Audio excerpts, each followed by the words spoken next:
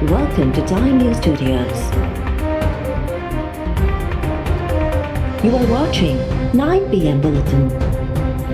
सब इकट्ठे हुए हैं, 30 साल से जो हुकूमत कर रहे हैं, जो हुकूमत में आने से पहले क्या थे और आज अरबों खरबोंपति बन चुके हैं, वो इत्तेसाद देने के लिए तैयार नहीं है कि वो समझते हैं हम कानून के ऊपर हैं। ये कानून तो आम लोगों के लिए होता है, ताकतवर के लिए कानून नहीं है पाकिस्तान में। सारी यूनियन बनी हुई है PDM के नाम से, यदि हमें NRO दे दो, बाकी आम लोगों के लिए तुमने जेल डालने तो बेशक डाल दो। पाकिस्तान जो इंसाफ जो निज़ाम ताक़तवर फोरू के नथो पकड़े सके, ताक़तवर के कानून के ताबे आणण जी जंग विड़ी रहा आहियूं। 30 सालन खां हुकूमत में रहंदड़ पहिरियां छा हुआ ऐं अॼु खरबपति बणिजी विया, पर केरु हिसाब ॾियण लाइ तैयार न आहे। वज़ीर आज़म इमरान ख़ान जो लाहौर में तकरीर खे ख़िताब। इमरान ख़ान चयो त PDM जे नाले ते यूनियन ठहियल आहे, जेके बार बार NRO घुरी रहिया आहिनि। असां गुरबत जे ख़ात्मे लाइ जंग शुरू कई आहे। हाउसिंग सोसाइटी मनसूबो उन जो सबूत आहे।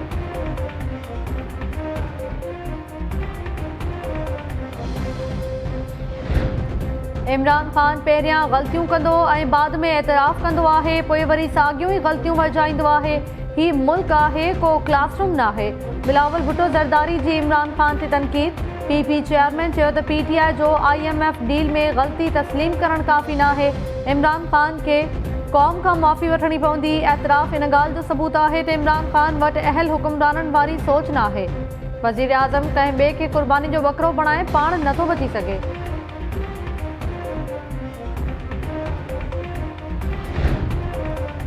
छा बर्फ़ पिघड़जण लॻी? ओपोज़िशन इतिहाद में बहितर ऐं ख़राब थींदड़ लाॻापन में अहम अॻु भराई। PDM सरबराह मौलाना फज़ल रहमान सां पीपल्स पार्टी जे वफ़द जी मुलाक़ात। PDM जे मुस्तक़बिल ऐं सियासी सूरतहाल ते ख़यालनि जी ॾेवट। राजा परवेज़ अशरफ मौलाना फज़ल रहमान जी अयादत बि कई। नून लीग जे सदर शहबाज शरीफ जो मौलाना फज़ल रहमान सां फ़ोन ते राब्तो। ईद खां पोइ मुलाक़ात करण ते इत्तफ़ाक़। ॿिन्ही अॻवाननि में राब्ते दौरान PDM जे इतिहाद, मुल्क जी सियासी सूरतहाल समेत मुख़्तलिफ़ मामलनि ते ख़यालनि जी ॾेवट कई वई। शहबाज शरीफ मौलाना फज़ल रहमान खां तबियत में मालूम कई।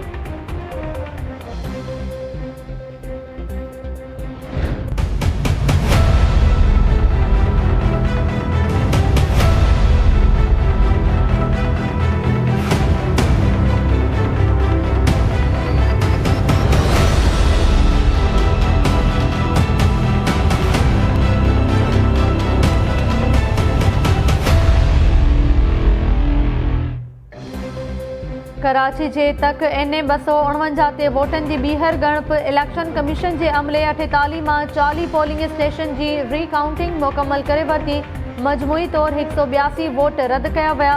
पीपल्स पार्टी उम्मीदवार कादिर मंदोखेल जा 52, नवाज़ लीग उम्मीदवार मिफ्ता इस्माइल जा 82 ऐं PTI उम्मीदवार अमजद आफरीदी जा 48 वोट रद्द। पीपल्स पार्टी खां सवाइ समूरनि पार्टीज़ ॻणप जो बाइकआउट करे छॾियो। नवाज़ लीग, PTI, मुतहिदा पाकिस्तान ऐं PSP सूदो ॿियनि जमातुनि RO ऑफिस में दरख़्वास्त ॾेई छॾी। बाइकआउट कंदड़ पार्टीज़ दरख़्वास्त में एतराज़ वारिया आहिनि त पीपल्स पार्टी खां सवाइ ॿिए कंहिं बि पार्टी खे फॉर्म 46 न ॾिनो वियो। वोट मैच करण लाइ बैलेट बुक जो काउंटर फाइल बि मौजूदु न हो। पोलिंग बैग ते का बि सील न हुई। अहिड़ी सूरतहाल में वोटनि जी ॿीहर ॻणप जो हिसो नथो बणिजी सघे।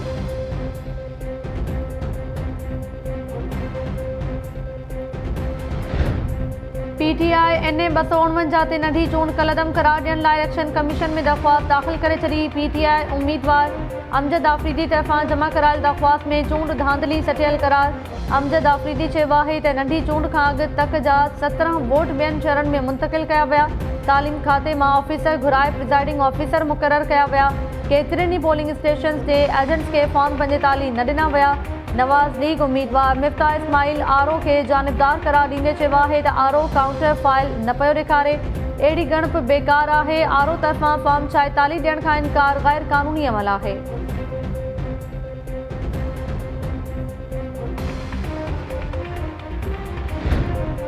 सदर आरिफ अलवी ईद ते क़ैदियुनि जी सज़ा में नरमी जी मंज़ूरी ॾेई छॾी। 90 ॾींहं सज़ा घटाइण वारो फ़ैसिलो संगीन ॾोहनि में मुलविस क़ैदियुनि ते लागू न थींदो।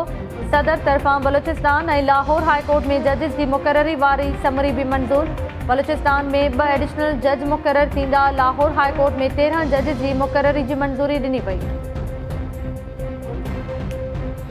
दिल्ली में और उनके बड़े शहरों में अस्पतालों का जो हाल है, ऑक्सीजन नहीं मिल रही, बाहर सड़कों पे लोग कोरोना की वजह से मर रहे हैं कि अल्लाह ने हमें पहले दो जो कोरोना के वेव्स आए बनिस्बत बाकी दुनिया के अल्लाह ने हमारे पर बहुत करम किया। और अगर हुकूमत अपनी कैपेसिटी दुगनी ना करती तो आज हमारे भी वही हालात होने थे जो आज हिंदुस्तान में लोगों को नज़र आ रहे हैं। तो ये अगले 2 हफ्ते बहुत इम्पॉर्टेंट है हमारे लिए। हमने इसकी कोरोना का जो केसेस है इनको नीचे लेके आना है। भारत में हाल ॾिसो ऐं पंहिंजो ख़्यालु कयो। भारत में ऑक्सीजन न मिलण सबबि माण्हू रोडनि ते मरी रहिया आहिनि। जेकॾहिं हुकूमत तकड़ा क़दम न खणे हा त अॼु असांजो बि अहिड़ो ई हाल थिए हा। वज़ीर आज़म इमरान ख़ान जी आवाम खे मास्क पाइण ऐं कोरोना SOPs ते सख़्ती सां अमल दरामद जी हिदायत। इमरान ख़ान चयो त ईंदड़ 2 हफ़्ता अहम आहिनि। कोरोना जी शरह घटाइणी आहे। पहिरीं 2 लहरनि में अलाह रहम कयो, 3 लहर ख़तरनाक आहे।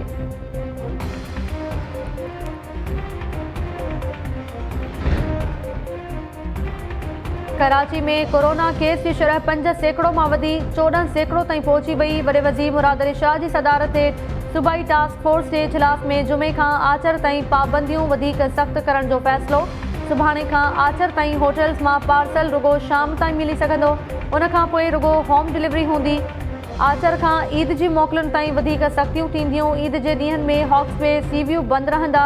होटल्स में करंटीना बहाल करण जो बि फ़ैसिलो। सिहत खातो अॼु खां ख़ानगी अस्पतालुनि खे वैक्सीन फ़राहम कंदो जेकी मुफ़्त ॾिनियूं वेंदियूं। हैदराबाद में स्मार्ट लॉकडाउन सबबि कोरोना जी पखेड़ मिलाद। केसिस जी शरह 18.1% मां घटिजी 11.91% ते पहुची वई।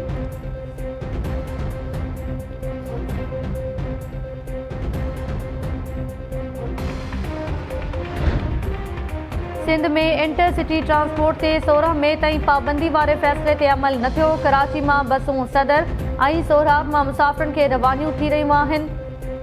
ट्रांसपोर्ट वारे वज़ीर अवैस कादिर शाह चयो आहे त SOPs जी भञकड़ी ते ट्रांसपोर्टर्स ख़िलाफ़ कार्रवायूं जारी आहिनि। कराची, सखर, लाड़काणो, बदीन, शिकारपुर, नवाबशाह, ख़ैरपुर में 15 मुसाफ़िर गाॾियूं तहवील में वठी 50,000 खां वधीक ॾंढ लागू कयो वियो।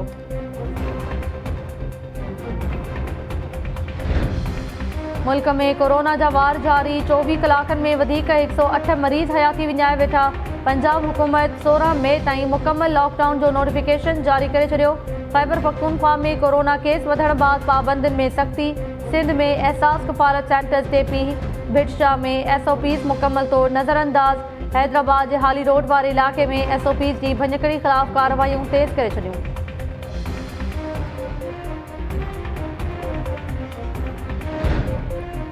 सिंध सरकार पानी जी संगीन खोट बावजूद तकरारी। CJ ऐं TP कैनाल्स मां पंजाब तरफ़ां पानी जी खणत खे सूबे जे हक़ ते धाड़ो करार ॾेई छॾियो।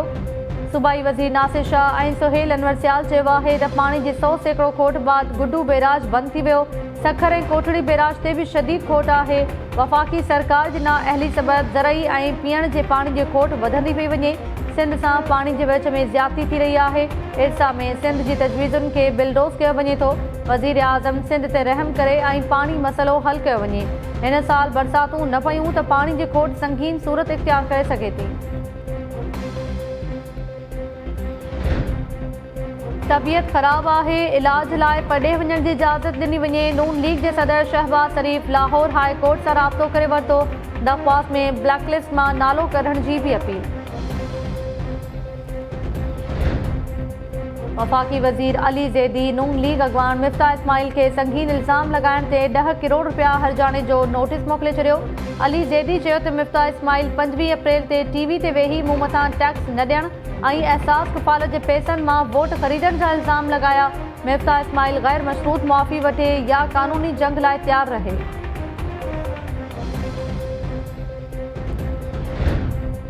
Sindh high court Sindh public service commission खां साल 2020 में ASI जी भर्तियुनि लाइ उम्मीदवारनि खां वरितल इम्तिहान जा तफ़सील तलब करे वरिता। सेप्टेंबर में Sindh public service commission assistant sub inspector जे 269 सीटुनि लाइ इम्तिहान वरितो हो। दरख़्वास्त गुज़ार मौक़िफ़ इख्तियार कयो त लिखत वारे इम्तिहान में पास थियण बाद नतीजा रोकिया विया। अदालत घरू secretary Sindh public service commission जे चेयरमैन समेत ॿियनि धुरियुनि खे नोटिस जारी करे छॾिया। 19 मई ताईं जवाब तलब।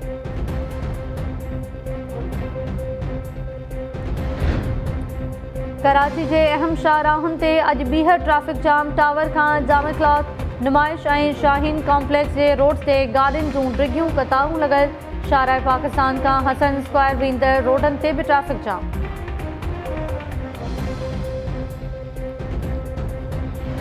जेके भी उन वीडियो में एलिगेशंस हुयूं 100% सच आहिनि। उन्हनि पंहिंजी कमेटी ठाही, एक्सटर्नल कोई भी बंदो न हुयो। पंहिंजियूं ॻाल्हियूं पूरियूं करण लाइ, पंहिंजा रस्ता साफ़ करण लाइ मुंहिंजो इस्तेमालु कयो। उन्हनि पहिरियों मूंखां एग्री करायो कि हे तव्हां वीडियो ठाहियो ऐं मूंखे चयो वियो कि इहो इल्ज़ाम तव्हां हुसैन सिद्दीकी ते हणो त उन तव्हांखे इहो वीडियो करायो आहे। मां साफ़ मना करे छॾियो, पैसनि सां ख़रीद न करे सघिया मूंखे, त बाद में मूंखे ॿी साइड वठी करे मूंखे धमकियूं ॾिनियूं वयूं। तॾहिं बि जॾहिं मूंखे फ़र्क़ु न पियो त मूंखे अगवा करे 3 ॾींहं हॉस्टल ते बंदि करे रखियो वियो। 3 ॾींहं पूरो मूंखे प्रेशराइज़ कयो वियो हर तरह जो। इरफान समो खे जेके SSP आहिनि उनखे घुरायो ऐं उहे अची करे मूंखे धमकी था ॾियनि त मां तव्हांखे माराए छॾंदुमि, मां तव्हांखे खणाए छॾंदुमि। एॾो मूंखे प्रेशराइज़ कयूं हद खां वधीक जो मूंखे मजबूरन उहो बयानु ॾियणो पियो। मजबूरन तव्हां मुंहिंजी रिटन स्टेटमेंट ॾेखारियो सभिनीनि खे, मां किथे न आहे लिखियो त इहे एलिगेशन्स कूड़ियूं आहिनि। जॾहिं अॼु असां इंसाफ़ जे रस्ते ते हलूं था, सचे रस्ते ते हलूं था, त असांजी सपोर्ट छो न आहे? छा इहो सिंध जी नियाणियुनि जे लाइ इंसाफ़ आहे? छा हिकु माण्हू अची करे ॿाहिरि इंक्वायरी कई? जॾहिं SSP इरफान समो कमेटी जो मेंबर ई न हुयो, उनखे छो घुरायो वियो? हू कहिड़े बेसिस ते असांखे धमकियूं थो ॾिए त फीमेल पुलिस जे थ्रू तव्हांखे खणाए वेंदासीं? Who the hell is he? Please CM साहब, इमरान खान सपोर्ट कयो असांखे ताकि पाकिस्तान खे बचाए सघो। IBA सखर ख़िलाफ़ शागिर्दियाणियुनि जी वीडियो स्कैंडल वारो मामलो नओं रुख़ इख्तियार करे वियो। मुलाज़िम नारी बख्तावर सूमरो तरफ़ां IBA जी कमेटी मेंबर्स, रजिस्ट्रार ऐं SSP सखर इरफान समो ते संगीन इल्ज़ाम। बख्तावर सूमरो चयो आहे त हुसैन सिद्दीकी ख़िलाफ़ वीडियो रिकॉर्ड करण लाइ मथस दबाव विधो वियो। लालच ऐं धमकियुनि में न आयुसि त 3 ॾींहंनि ताईं हॉस्टल में बंदि कयो वियो। SSP इरफान समो बि हॉस्टल ते अची धमकी ॾिनी त बयानु तब्दील न करण जी सूरत में मूंखे ऐं घर भातियुनि खे माराए छॾींदो। उनखां पोइ मजबूर थी ॿी वीडियो में हुसैन सिद्दीकी मथां इल्ज़ाम हयो। टाइम न्यूज़ सां ॻाल्हि ॿोल दौरान बख्तावर सूमरो वॾे वज़ीर ऐं वज़ीर आज़म खे मुदाख़लत जी अपील कंदे चयो आहे त IBA में करप्शन सूदो शागिर्दियाणियुनि खे जिनसी तौरु हिरासत बि कयो वेंदो आहे। वीडियो स्कैंडल मामले जी अणधुरी जांच कराई वञे त अछा कारा पधरा थी वेंदा। मूं वटि वधीक सबूत आहिनि, उहे बि कमेटी आॾो पेश कंदसि।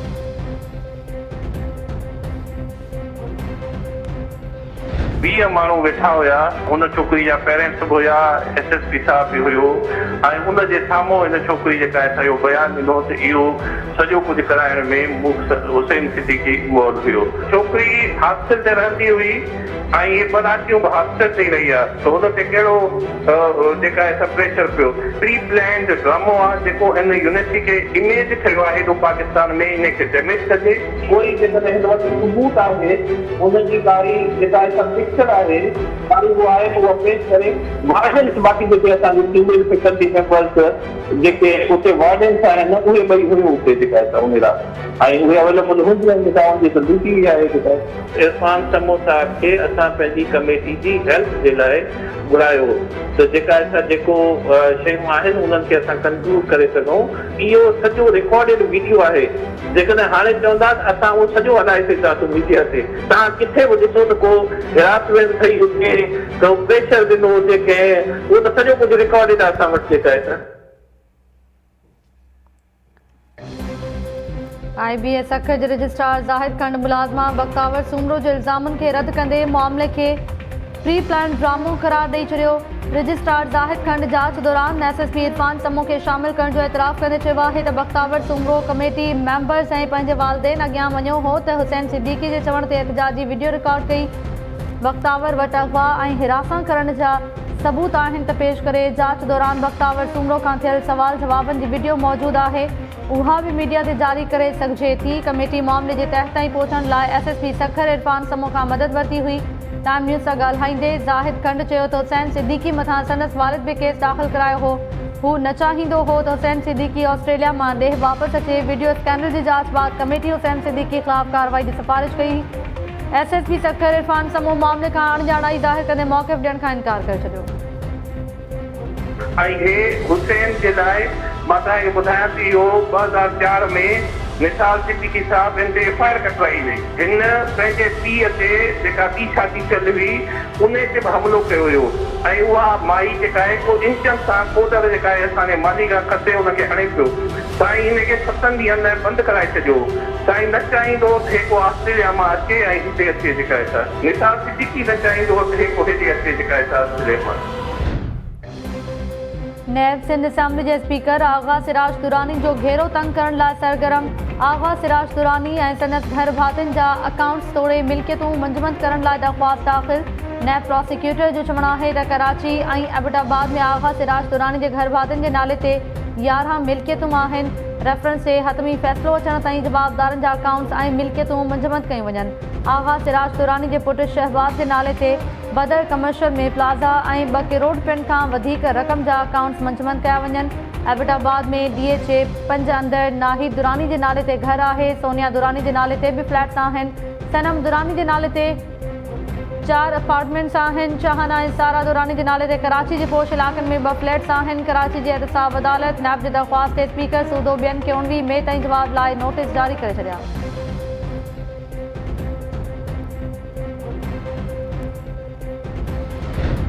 सिंध जे वॾे वज़ीर मुराद अली शाह सिंध काबीना जो इजलास 11 मई ते तलब करे वरितो। कोरोना सूरतहाल बजट तजवीज़ुनि समेत मुख़्तलिफ़ मामलनि ते गौर कयो वेंदो।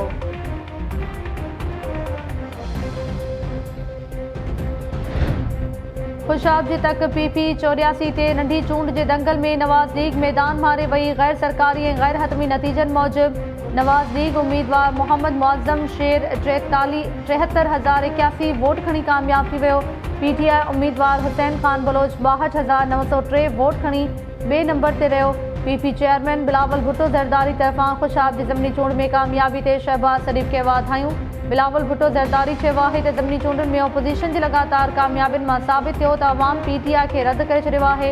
अवाम पंहिंजे वोट जो हक़ इस्तेमाल करे इमरान खान जी अवाम दुश्मन पॉलिसीज़ ख़िलाफ़ फ़ैसिलो ॿुधाए रहियो आहे। नवाज़ लीग जे सदर शहबाज शरीफ़ पार्टी जे कामयाब उम्मीदवार खे वाधायूं ॾींदे चयो आहे त खुशाब जी अवाम अटे ऐं खंड चोरनि खे रद्द करे छॾियो। नवाज़ लीग जी मरकज़ी नायब सदर मरियम नवाज़ चयो त हाणे रुगो नवाज़ शरीफ़ रहिजी वियो आहे, ॿिया सभु माइनस थी विया।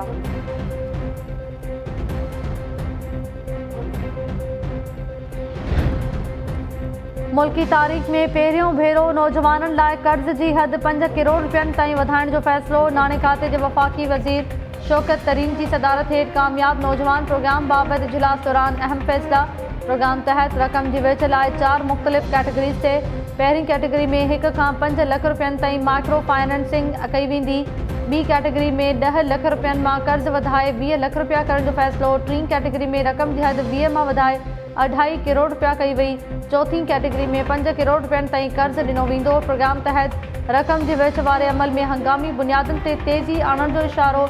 नाणे खाते जे वफ़ाक़ी वज़ीर शौकत तरीन चयो आहे त प्रोग्राम लाइ हिन ई साल जी बजट में रक़म रखी वेंदी। प्रोग्राम मुल्की मईशत ऐं इंडस्ट्री लाइ इनक़लाबी प्रोग्राम साबित थींदो। मनसूबे सां ज़राअत ऐं SME शोबे खे पेरनि ते बीहारण में मदद मिलंदी।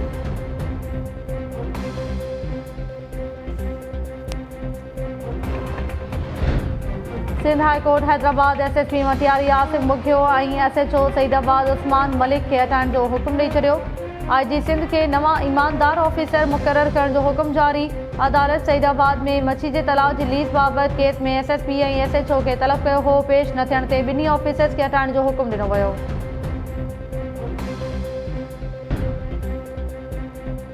सिंध जे मुख़्तलिफ़ इलाक़नि में औरत ऐं नींगरी समेत 6 ॼणा मारिजी विया। सरहद भरिसां ॻोठ मुराद संदराणी में कारे इल्ज़ाम हेठि नारी उमीदा संदराणी क्लाशनकोफ जा बस्ट हणी क़तल। जवाबदारनि नारी जो लाश सिंधू दरिया में लोड़े छॾियो। ॾखण भरिसां जवाबपुर में चांडिया बिरादरी जी 2 धुरनि में पुराणे तकरार तां 2 ॼणा मारिजी विया। अल वधायो ऐं इरफान चांडियो अदालत में हाज़िरी ते वञी रहिया हुआ त रस्ते ते हथियारबंदनि खेनि गोलियुनि जो खाज बणायो। फायरिंग में 3 औरतूं ज़ख़्मी। सखर भरिसां ॻोठ बंडी धारेजो में चाचनि कारियुनि जी तोहमत मड़ी 15 वरनि जे भाइटी माजिदा खोसो खे क़तल करे छॾियो। कराची जे इलाइक़े बाग चौक कोरंगी में फायरिंग जे वाक़े में 1 ॼणो मारिजी वियो। राधण भरिसां ॻोठ कलराई खोसा में ॿारनि जी ॻाल्हि तां झेड़ो। फायरिंग में नौजवान मोहम्मद हसन क़तल।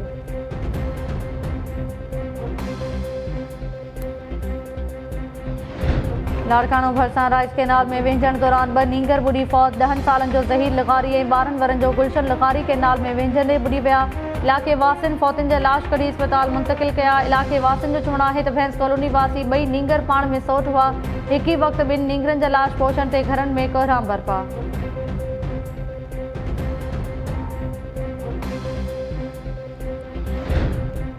हैदराबाद जे मुख़्तलिफ़ इलाक़नि में इंतज़ामिया गटरनि जा खुलियल मुंहुं बंदि न कया। बाईपास वारे इलाक़े में नींगर खुलियल गटर में किरी फौत। नींगर रोड ते खुलियल गटर में किरी पियो त इलाके वासिन खे बेहोशी वारी हालत में कढी वरितो। नींगर सजाद पहमर अस्पताल निहंदे दम ॾेई छॾियो। अस्पताल में ज़रूरी कार्रवाई बाद लाश वारसनि हवाले। इलाके वासिन जो चवणु आहे त केतिरनि इलाक़नि जे रस्तनि ऐं घिटियुनि ते गटरनि जा मुंहुं खुलियल आहिनि। शिकायतुनि बावजूदि इंतज़ामिया गटरनि जा मुंहुं बंदि न कया। नतीजे में वधीक हिकु नींगर हयाती विञाए वेठो। रहवासिन तरफ़ां संगीन लापरवाही जो नोटिस वठी ज़िम्मेवार अमलदारनि ख़िलाफ़ कार्रवाई जो मुतालबो।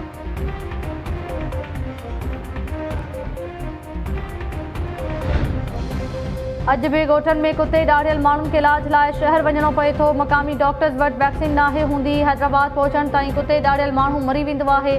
सिंध हाई कोर्ट सूबे में कुतनि जे ॾाढ़ण वारनि वाक़िअनि जी रोकथाम जो हुकुम ॾेई छॾियो। समूरनि DCs खे सेक्रेटरी बल्दियात आरो हफ़्तेवार रिपोर्ट पेश करण जो हुकुम। अदालत पंहिंजे हुकुम में चयो आहे त सेक्रेटरी बल्दियात रिपोर्ट जी रोशनी में मामले खे ॾिसंदो। रोलू कुतनि जे आज़ार ख़िलाफ़ केस ते ॿुधणी दौरान गैर हाज़िरी ते एडमिनिस्ट्रेटर कराची मथां कावड़ जो इज़हार। अदालत एडमिनिस्ट्रेटर कराची खे शोकास नोटिस जारी करे छॾिया। ईंदड़ ॿुधणी ते शोकास नोटिस जो जवाब तलब।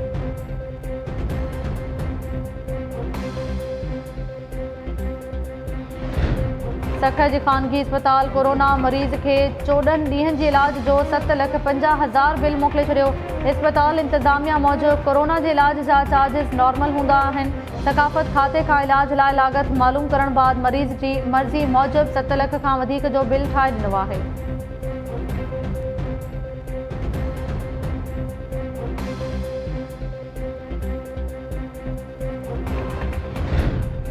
फैज़गंज में क़दीमी आसारनि जी ज़मीन ते कब्ज़े ख़िलाफ़ आर्कियोलॉजी खाते केस दाख़िल कराए छॾियो। FIR में अगेंस्ट डॉक्टर समेत 8 ॼणनि खे नामज़द कयो वियो। केस में ॼाणायो वियो आहे त 62 जवाबदार हथियारनि जे ज़ोर ते क़दीमी आसार लीला अतण ते जे 32 एकड़ ज़मीन ते कब्ज़ो करे क़दीमी आसारनि खे नुक़सान पहुचायो। गढ़ी खैरो वासी नौजवान CSS जे इम्तिहान में ड्रॉप करे पहिरियों PSP ऑफिसर बणिजी वियो। मोहम्मद रज़ा ख़ान सिंध मां पहिरीं ऐं पाकिस्तान में 9ईं पोज़ीशन हासिल करे पुलिस ऑफिसर बणिजी वियो।